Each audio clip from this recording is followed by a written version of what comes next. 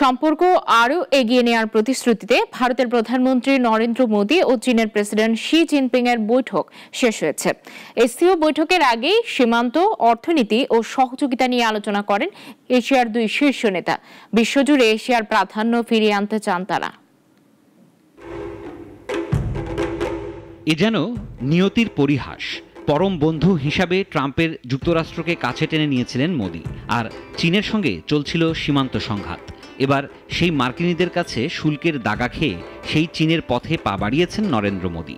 প্রায় 7 বছর পর একসময় চরম শত্রু চীন যাওয়ার উদ্দেশ্য শুধু পিঠ নয়, পেটও বাঁচানো। রোববার সকালে চীনের তিয়ানজিনে ভারতের প্রধানমন্ত্রী নরেন্দ্র মোদী ও চীনের প্রেসিডেন্ট শি জিনপিং এর মধ্যে দ্বিপাক্ষিক বৈঠক অনুষ্ঠিত হয়। এসসিও সম্মেলনের আগে এই বৈঠক ছিল বিশ্বের নজরে। বৈঠকে সীমান্ত, অর্থনীতি ও সহযোগিতা নিয়ে আলোচনা হয়।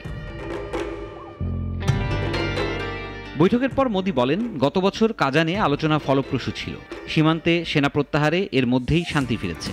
ধর্মপ্রাণ ভারতীয়দের জন্য পবিত্র কৈলাসের মানস সরোবর যাত্রা ও বিমান চলাচল আবার শুরু হচ্ছে। দুই দেশ 280 কোটি মানুষের স্বার্থে সহযোগিতা বাড়ানোর প্রতিশ্রুতিও এসেছে বৈঠকে। বৈঠক শেষে মোদী সাংবাদিকদের বলেন, দুই পক্ষই একমত তারা প্রতিদ্বন্দ্বী নয়, অংশীদার। এশিয়ার শতক আনতে হলে দুই দেশের সহযোগিতা জরুরি, তাই বিশ্বাস ও শ্রদ্ধার ভিত্তিতেই সম্পর্ক এগোবে।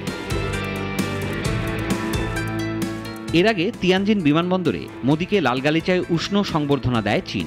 চীনা তথ্যমন্ত্রী লি লেচেং সেখানে তাকে স্বাগত জানান। চীনা শিল্পীরা নৃত্য পরিবেশন করে দুই দেশের সাংস্কৃতিক বন্ধন তুলে ধরেন।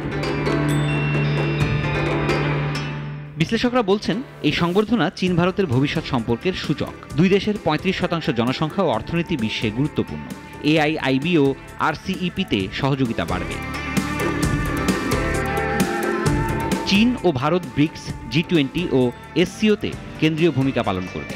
উন্নয়নশীল দেশের ক্ষমতায়ন ও বৈশ্বিক বাণিজ্যের বিরোধিতা তাদের লক্ষ্য। রাশিয়া থেকে তেল কেনার জন্য যুক্তরাষ্ট্রের শুল্কের মুখোমুখি ভারত। সিরাজুম মনির, শুভ, নাগরিক।